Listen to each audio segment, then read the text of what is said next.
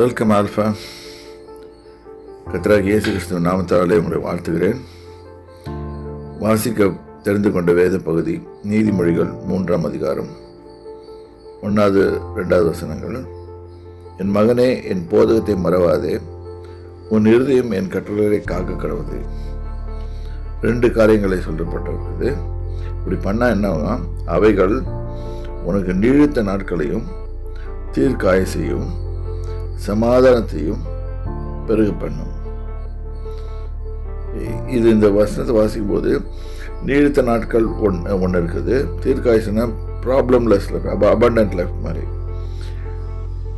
சமாதானத்தையும் peaceful life. இது இருந்தாலே ஒரு மனுஷனுக்கு எல்லாமே இந்த சொல்லப்பட்டிருக்க காரியங்கள் இருந்தாலே அவன் வெற்றிகரமாக ஜீவித்து கொண்டிருக்கிறான்னு அர்த்தம்.